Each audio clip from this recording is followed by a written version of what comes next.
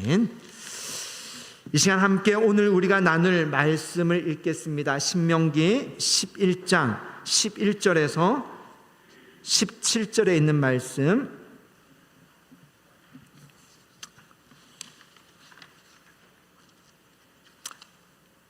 죄송합니다. 신명기 11장 13절에서 17절에 있는 말씀입니다. 신명기 11장 13절에서 17절에 있는 말씀 함께 교독하겠습니다. 내가 오늘 너희에게 명하는 내 명령을 너희가 만일 청종하고 너희 하나님 여호와를 사랑하여 마음을 다하고 뜻을 다하여 섬기면 여호와께서 너희의 땅에 이른 비 늦은 비를 적당한 때에 내리시리니 너희가 곡식과 포도주와 기름을 얻을 것이요 또 가축을 위하여 들에 풀이 나게 하시리니 내가 먹고 배부를 것이라. 너희는 스스로 삼가라. 두렵건대 마음에 미혹하여 돌이켜 다른 신들을 섬기며 그것에게 절함으로 함께 여호와께서 너희에게 진노하사 하늘을 닫아 비를 내리지 아니하여 땅에 소산을 내지 않게 하심으로 너희가 여호와께서 주신 아름다운 땅에서 속히 멸망할까 하노라. 아멘. 아멘. 오늘은 맥주감사절입니다. 맥주감사절은 우리나라로 하면 보리 농사를 지어서 그 보리 농사 수확물의 첫 열매를 하나님께 드리는 그런 절기입니다. 우리는 보리이지만 성경의 이 이스라엘 백성들은 보리가 아니라 밀을 이렇게 농사했고요. 그 밀을 수확해서 첫 열매를 드리는 절기를 맥추절이라고 합니다. 하나님은 이스라엘 백성들에게 이런 맥추절을, 이 절기를 꼭 지키라고 말씀하셨습니다. 그런데 시대가 달라졌어요. 그래서 우리는 보리 농사를 짓거나 밀 농사를 대부분 짓지 않습니다. 또 문화도 그런 문화가 되지 않았습니다. 그런데 왜 우리가 맥주감사절을 드려야 될까? 맥주감사절을 지키고 맥주감사절 예물을 드려야 될까? 궁금해할 수 있을 것 같아요. 어떤 분은 이럴 수도 있을 겁니다. 속으로 이럴 수도 있을 것 같아요. 교회에서 헌금하라고 그러는 거 아니야? 이럴 수도 있을 것 같아요. 충분히 그럴 수 있습니다. 왜? 우리의 문화와 지금 너무 다른 그런 절기이기 때문에 그럴 수 있죠. 그러면 문화는 달라졌지만 시대는 달라졌지만 그럼에도 불구하고 이 맥주감사절을 지키는 것이 정말 하나님의 뜻일까? 이것을 찾으려면 어디로 가야 되냐면 오리지널로 가야 됩니다. 즉 원조로 가야 되죠. 하나님이 왜 이스라엘 백성들에게 맥주절을 지키라고 했는지 그 오리지널 이야기를 들어보고 그 오리지널 이야기를 오늘 내 삶에 비추어 봐서, 우리의 삶에 비추어 봐서, 이것은 오늘날에도 적용이 하는 것이 하나님의 뜻이구나. 아니, 이제는 이것을 적용하지 않아도 되는 것이 하나님의 뜻이구나. 이것을 우리가 봐야 되지 않겠습니까? 그러기 위해서는 오리지널 하나님이 맥추절을 지키라는 이야기로 가야겠죠. 하나님이 맥추절을 지키라고 한 것은 이스라엘 백성들이 광야에 있을 때였습니다. 출애굽기에도 맥추절을 지키라고 그러고 오늘 우리가 읽은 이 본문에도 신명기에도 맥추절을 지키라고 하는데요. 이 출애굽기에서 이야기하고 신명기의 이야기는 그 배경, 장소가, 시기가 조금 다릅니다. 출애굽기에서 하라고 한 이야기는요, 이스라엘 백성들이 애굽에서 나와서 한 석 달 정도 됐을 때 시내산에 이르렀고 그 시내산에 이르렀을 때 하나님께서 율법을 주세요. 그 율법의 내용 중에 맥추절 내용이 들어가 있습니다. 그리고 이 신명기는요, 이스라엘 백성들이 시내산에서 가나안을 향해서 행진을 하죠. 40년 동안 광야 생활을 해서 이제 가나안에 들어가기 직전 그 모압 평지에 이르렀고 그 모압 평지에서 모세가 죽습니다. 그 모세가 죽기 직전에 하나님이 모세를 통해서 세 편의 설교를 하게 하셨는데 그 세 편의 설교가 바로 신명기고 이 신명기에 맥주절에 대한 내용이 담겨져 있습니다. 그런데 이 신명기라는 이 말에 하나님의 마음이 담겨져 있는데 하나님의 어떤 마음이 담겨져 있냐면 걱정과 염려가 담겨져 있어요. 이 신자가 거듭 신자입니다. 신신당부할 때의 신자예요. 그러니까 이 신명기라는 이 뜻은요, 하나님이 이스라엘 백성들에게 신신당부하는 말씀이라는 뜻이에요. 여러분, 신신당부는 안심해서 하는 말일까요? 걱정해서 하는 말일까요? 걱정해서 하는 말이에요. 그러니까 하나님은 이 이스라엘 백성들이 40년의 이 광야 생활을 끝마치고 이제 가나안에 이제 들어가게 되는데 이 가나안에 들어갈 때 일어나는 여러 가지 변화 때문에 이스라엘 백성들이 걱정스러운 거예요. 왜 걱정스러울까? 한번 생각을 해봅시다. 지금 가나안 땅 이 신명기, 오늘 우리가 읽은 이 본문, 신신당부하고 있는 이 본문은 이스라엘 백성들이 모압 땅에서 듣는 하나님의 신신당부예요. 근데 이들은 지금 40년 동안 광야에서 생활을 했습니다. 이동 생활을 했어요. 근데 이제 가나안 땅에 들어간다라는 것은 이제 정착 생활을 하는 거고요. 정착 생활을 한다라는 것은 농사를 짓고 그리고 목축을 한다라는 거예요. 전혀 다른 환경이 펼쳐집니다. 이것이 이들에게 어떤 영향을 미칠까요? 새로운 삶의 환경에 적응해야 돼요. 근데 한번 생각해 보면 40년 동안 이들은 농사를 지어본 적도 없잖아요. 목축을 한 적도 없잖아요. 근데 이제는 가나안에 들어가서 이들이 뭐 해야 되면 농사를 지어야 되고 목축을 해야 돼요. 누구한테 배워야 될까요? 이들은 가나안의 기후도 모릅니다. 언제 파종해야 될지, 언제 추수를 해야 될지 이런 거 하나도 몰라요. 왜? 40년 동안 광야에서 지냈기 때문이에요. 그걸 누구한테 배워야 되냐면 가나안 사람들한테 배워야 하는 것이 이들의 현실입니다. 새로운 환경에 적응하는 것도 문제인데 하나님의 걱정은요, 이들이 농사를 잘 배울까, 농사를 잘할까, 이게 걱정이 된 게 아니에요. 이것보다 더 심각한 하나님의 고민은요, 이들이 이것들 농사를 배우면서 다른 신을 섬기게 될까, 이거를 걱정하게 된 겁니다. 왜 다른 신을 섬기는 것이 걱정이 되었을까? 이스라엘 백성들 입장에서 한번 생각해 보세요. 지난 40년 동안 광야에서 그들이 알고 그들이 배웠던 하나님은 어떤 하나님이었습니까? 아브라함과 이삭과 야곱의 하나님이에요. 그들은 지금 애굽 땅에 살고 있었는데 애굽 땅에서 어디로 가느냐? 가나안 땅으로 가요. 근데 가나안 땅으로 가는 이유는 무엇이냐면요, 하나님이 이들의 조상, 그러니까 이들이 태어나기도 전에 수백 년 전에 하나님이 아브라함과 이삭과 야곱에게 너희에게 땅을 주겠다라고 약속을 했어요. 그리고 그 약속을 하나님이 이루시겠다라는 거예요. 이스라엘 백성들 입장에서 이런 거죠. 아니, 하나님, 우리가 땅을 가져요? 그래서 우리는 애굽에서 살지 않고 가나안으로 가요. 어떻게 우리가 그곳에 갈 수 있죠? 그 땅이 우리 거라는 걸 우리가 어떻게 알죠? 라고 했을 때 하나님은요, 나는 아브라함과 이삭과 야곱에게 언약했다. 나는 그 언약을 지키는 하나님이다. 광야에서 이스라엘 백성들이 배운 하나님, 이 하나님이에요. 아, 하나님은 아브라함의 하나님이 나의 하나님이 되었구나. 아브라함에게 언약한 언약이 나의 언약이 되었구나. 하나님은 언약을 지키시구나.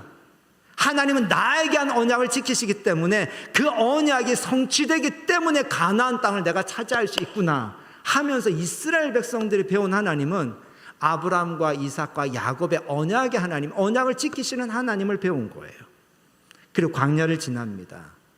근데 하나님은 텐트 안에, 성막 안에 계시면서 이스라엘 백성들과 동행을 하시는 거예요. 동행을 하시면서 어디로 가야 될지 구름기둥과 불기둥을 인도합니다. 만나로 먹이세요. 바위에서 물이 나게 하십니다. 그런 하나님 경험만 있었는데 이제는 이들이 새로운 환경, 정착하고 농사를 짓고 목축을 해야 되는 상황 속에서는 어떤 하나님이 될지는 이건 모르는 거예요. 지금의 경험을 넘어선 새로운 하나님을 만나야 되고요. 지금까지의 경험을 넘어선 새로운 환경을 적응해야 돼요. 이 속에서 이스라엘 백성들이 걱정이 하나님이 된 거죠. 근데 한편 이스라엘 백성들 입장에서 한번 잠깐 봅시다. 그들이 모압 땅에 왔으니까 이미 가나안 땅 사람들을 보고 있는 거예요. 어떻게 사는지를 이미 다 보고 있는 거예요. 근데 이들 입장에서 가만히 지켜보는 거죠. 10월과 11월이 되면 오늘 본문처럼 이른 비가 내립니다. 아시다시피 이 지역은요, 지중해성 기후니까 우기가 있고 건기가 있어요. 10월이나 11월쯤에 이른비라는 비가 딱 내리면서 이들은 우기가 시작이 됩니다. 농부들은 농사 지을 준비를 다 해놓고요. 그리고 이른비가 내릴 때를 잘 기다리고 있어요. 이른비가 내리면 건기 동안에 딱딱하고 굳어있던 땅들이 보슬보슬해져 가지고 씨앗을 품을 수 있는 상태가 되면 그때 파종을 합니다. 그러면 12월과 2월 사이에 비가 많이 내려가지고요, 이 곡식들을 쭉 자라게 하고요, 그리고 비가 안 내리다가 3, 4월 달쯤에, 그래서 이 곡식이 한참 연그러 갈 때 그때쯤에 늦은 비가 한번 쫙 내리면 곡식이 실하게 된대요. 이 리듬으로 이들이 살아가고 있는 거예요. 근데 그거를 관찰하는 거죠. 근데 안타깝게도 이것만 있으면 아무 문제가 없어요.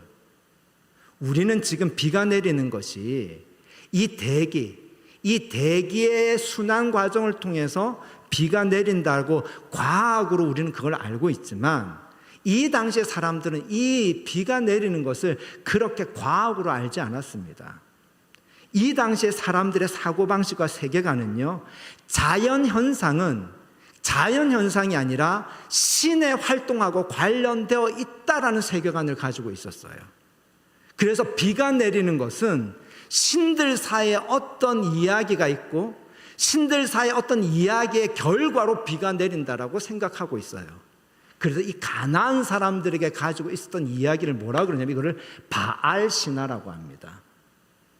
바알 신화에 하면요, 이 비가 내리는 이 우기와 건기가 이런 신들의 이야기의 결과로 이른 비와 늦은 비가 내린다라고 그들이 알게 된 건데, 그 이야기가 이런 거예요. 이 가나안 지방에는요, 최고의 신이 엘이라는 신인데, 이 엘이라는 신은 황소신입니다. 다신교죠. 그 황소신 밑에 70여 명의 신이 있습니다. 근데 그 70여 명의 신들이 후계자가 되기 위해서 다툼이 벌어졌어요. 바알이라는 신이 있는데, 이 신은 비를 내리는 천둥의 신이고 풍요의 신입니다. 이 신하고요, 가뭄과 지하세계의 신, 이 모트라는 신이 있는데, 이 두 신이 후계자의 자리를 놓고 싸움을 벌려요. 싸움을 벌리는데 누가 이기냐면요, 가뭄의 신, 지하세계의 신 모트가 바알을 집어삼켜서 죽입니다. 그래서 바알을 이 지하세계로 끌고 가요. 그러면 이 모트가 이긴 이 일 때문에 어떤 자연현상이 일어난다고 그 사람들은 생각하냐면 건기가, 가뭄이 시작된다라고 생각하는 거예요. 그런데 이것이 끝나는 게 아니고요, 바알의 여동생 아낫이요, 지하세계로 내려가서 죽어있는 바알을, 모트와 싸워가지고 죽어있는 바알을 구출해내가지고 살립니다.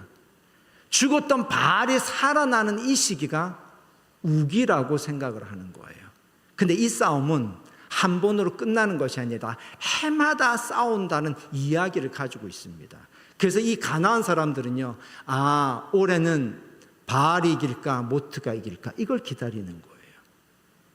그래서 바알이 이기면, 그래서 우기가 제대로 되면요, 농사가 잘 되고요, 그리고 모트가 이겨가지고 비가 잘 안 내리면, 건기가 계속되면 농사가 안 된다라고 그렇게 생각하는 거예요.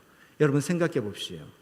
왜 그 당시의 사람들은 이 자연현상을 이 신들의 이야기와 결합해서 이들은 생활하고 해석하고 그렇게 살았을까요?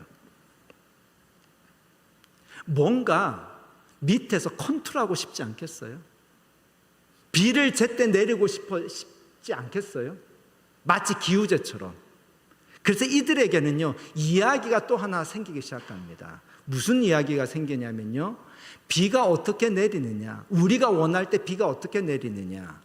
바알은 남편이고요, 이 바알에게 아내가 있는데 이 아내가 아세라입니다. 근데 바알과 아세라가 부부관계를 맺으면 그 부부관계의 결과로 비가 내린다라는 것, 이것이 바알 신화, 그 당시 가나안 사람들의 세계관이에요. 그 당시 가나안 사람들이 비가 오는 자연 현상을 해석하는 것이 바알과 아세라가 부부관계의 결과라는 거예요. 이 이야기가 어디에 그대로 재현이 되냐면요, 바알과 아세라의 제사의식에 그대로 재현이 됩니다. 그래서 남자 제사장하고 여자 제사장이 바알과 아세라의 제사의식 안에서 실제적인 성관계를 맺어요. 그래서 성경은 계속 하나님이 이 바알과 아세라의 음란한 제사에 참여하지 말라고 그렇게 예언자들 통해서 경고합니다. 얼마나 그것이 문란하고 음란합니까? 그런데 그들에게는요, 이렇게 함으로 인해서 무엇을 할 수 있냐면 신들을 컨트롤할 수 있다라는 거예요. 이것이 신화입니다. 이것이 바알 신화예요. 그 구약에 나타나는 바알이라는 우상을 섬기는 것, 왜 그들이 바알이라는 우상을 자꾸 섬겼을까? 아세라는 우상을 왜 섬겼을까? 이것을 우리가 이해하려면 이 이야기를 우리가 알아야지 이해가 되는 거죠. 중요한 것은 이겁니다.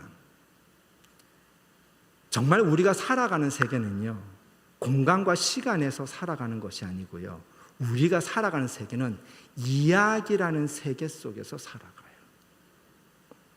가나안 사람들은요, 이런 바알 신화라는 이야기 속에 살아가면서 그들이 살아가고 있는 농사, 목축, 그래서 새끼를 낳는 것, 풀이 자라는 것, 비가 내리는 것, 수확하는 이 모든 것을 바알 신화라는 이야기 속에서 해석하며 살아갔습니다.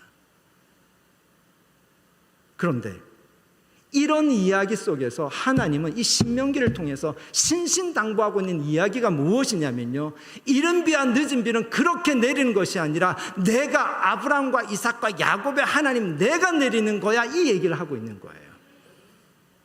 그러면서 이스라엘 백성들에게 이야기합니다. 신명기 신신당부 끝에요, 너희 앞에 생명과 복의 길이 있고 너희 앞에 저주와 죽음의 길이 있는데 너희들은 선택해라는 거예요. 뭘 선택해야 될까요? 이 이야기 속에서 살아갈 것인지, 이 이야기 속에서 살아갈 것이 선택하라는 거예요. 너희는 바알의 이야기 속에서 살아갈 것인지 하나님의 이야기 속에서 살아갈 것인지 이것을 선택하라는 겁니다. 이른 비와 늦은 비는 바알의 제사를 통해서 이루어지는 것이 아니고요, 이른 비와 늦은 비는 이 세상을 창조하신 하나님, 아브라함과 이삭과 야곱의 하나님이, 너는 이제까지 약속의 하나님을 알았지만 이제 너희가 이 땅에서 농사하면서 이제 알게 될 거야. 그 하나님 어떤 하나님이다? 창조주 하나님이라는 걸 알게 될 거다. 그 하나님이 이른 비와 늦은 비를 내리는 거야. 이 얘기를 신명기를 통해서 신신당부를 하면서 다른 신에게 섬기지 말라, 이걸 걱정하고 계신 거예요. 그럼 이렇게 되는 거죠.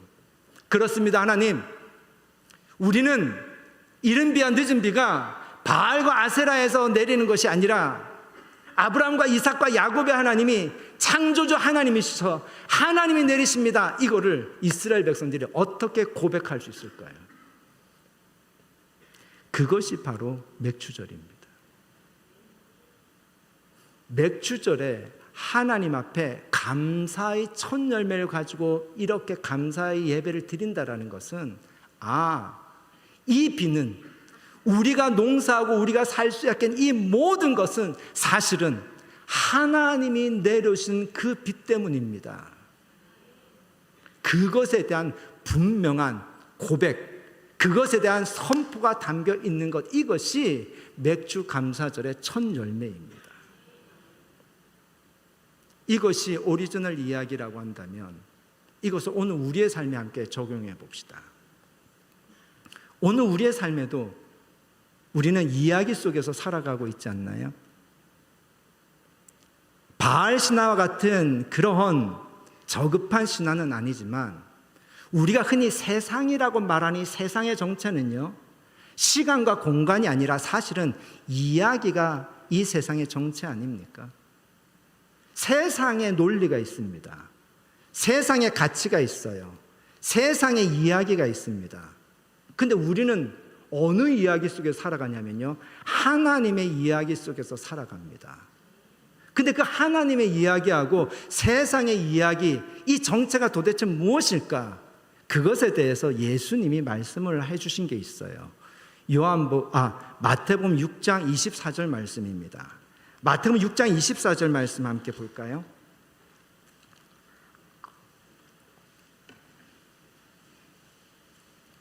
마태복음 6장 24절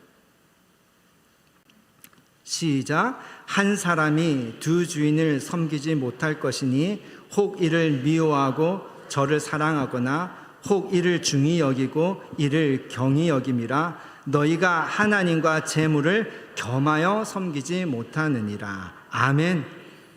예수의 말씀입니다. 재물에 관한 얘기를 하세요. 하나님과 재물, 이것을 겸하여 섬기지 못할 것이다. 즉 돈을 얘기하는 거죠. 하나님은, 예수님의 이 이야기의 메시지의 핵심은요, 돈이 필요 없다거나 돈이 악이라고 이렇게 얘기하는 것이 아닙니다. 하나님과 재물, 돈을 겸하여 섬길 수 없다는 것은 하나님의 이야기 세계가 있고요, 돈의 이야기의 세계가 있다라는 거예요. 세계가 다르다라는, 이야기가 있다라는 거예요. 여러분, 돈을 한번 생각해 봅시다. 돈이 어떤 이야기일까? 여러 이야기를 하고 있는 매우 강력한 이야기의 세계이지만 그 이야기 중에 가장 우리가 이해하기 쉬운 단순한 이야기 한번 생각해 봅시다. 돈은 우리가 어떻게 사용하죠? 돈을 주면 우리는 무언가를 얻습니다. 교환되죠. 돈을 주고 내가 갖고 싶은 걸 얻어요. 돈을 주고 내가 얻고 싶은 서비스를 얻습니다. 반대로요, 돈을 얻고자 하면 물건을 팝니다.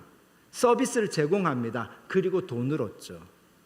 돈의 세계는요, 이렇게 교환하는 세계입니다. 돈의 세계의 이야기의 핵심은요, 교환 가치예요. 교환되는 거죠. 이것이 왜 문제가 될까요? 예수님이 이것이 왜 문제라고 하셨을까요?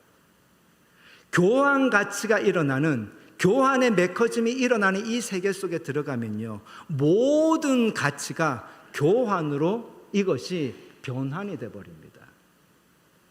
하나님과 우리의 관계도요, 이 돈의 세계로 들어가면 교환 가치의 관계가 되어버립니다. 늘 강조하지만요, 우리가 예배를 드릴 때 하나님은 예물을 가지고 나오라고 하십니다.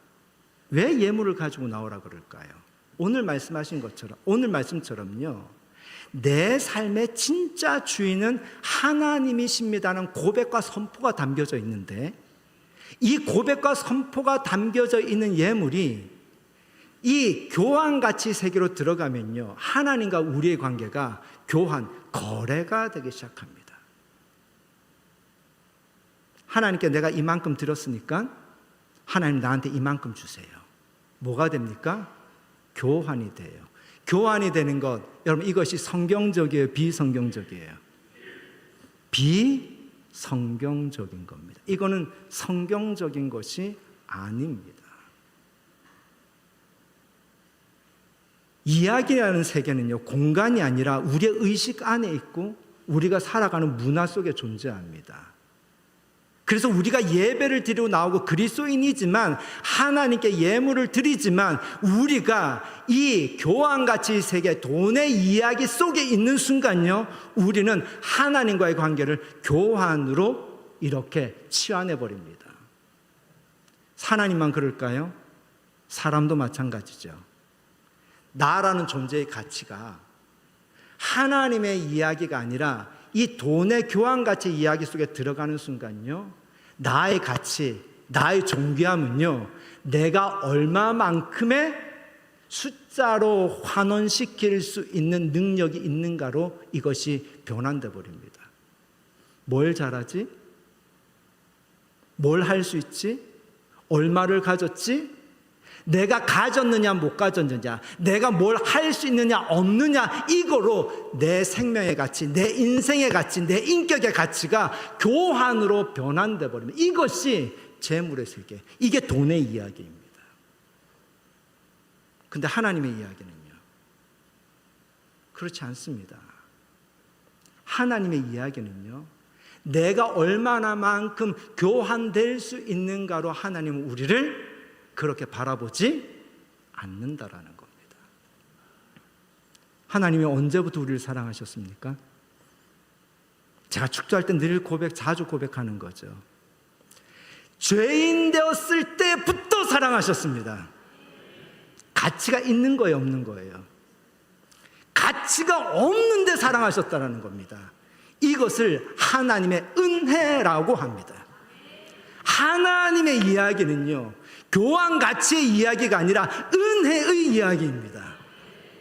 가치 없는 인생, 가치 없는 사람에게 하나님은 값없이 그를 살리고 값없이 그를 회복시키시는, 값없이 그를 축복하신다라는 거예요.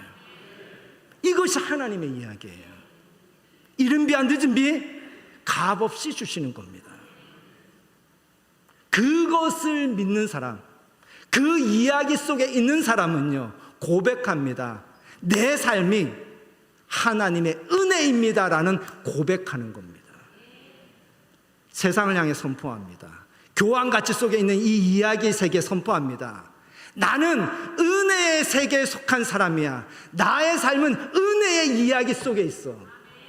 나는 하나님에게 속한 사람이야. 내 인생은 하나님의 이야기에 속했어 라는 선포, 존귀한 선포가 바로 우리의 예물에 담겨져 있는 존귀함입니다.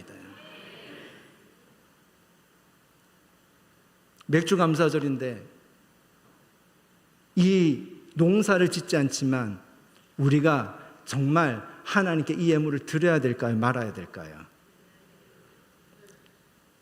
오늘 우리가 매주 드린 이 예배는요, 이 세상의 이야기, 교환 가치의 이야기, 이 돈의 이야기와 은혜의 이야기, 하나님의 이야기 속에서 비틀거리다가도 나는 하나님께 속한 사람입니다, 은혜의 이야기에 속한 사람입니다 라는 것을 분명하게 결정하고 선택하는 존귀한 예배이자 존귀한 하나님께 드림입니다.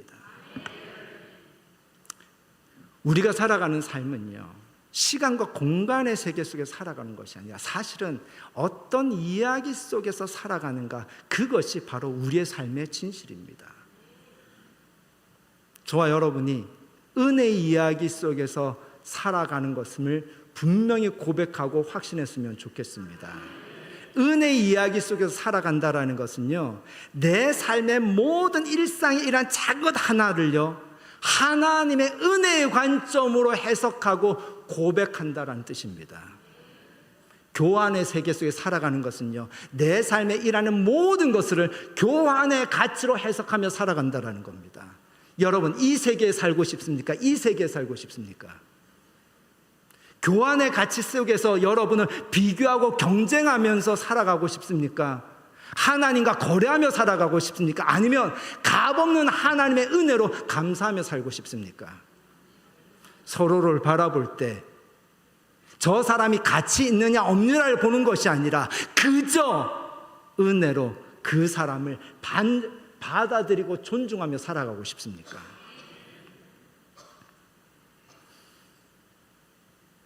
비틀거리지 않았으면 좋겠습니다. 매주 우리가 드리는 이 예배, 매주 우리가 구별해서 드리는 이 예물 안에 하나님, 나는 은혜의 이야기 속에 살아가는 인생입니다.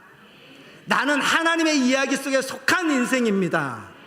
이것에 대한 분명한 고백, 그래서 나를 사로잡아 오는 이 거대한 세상 앞에서 존귀하게 선포하는 예배, 존귀하게 선포하는 우리의 믿음의 선택이었으면 좋겠습니다. 함께 이 말씀 생각하면서요, 우리 찬양, 은혜라는 찬양 함께 고백했으면 좋겠습니다.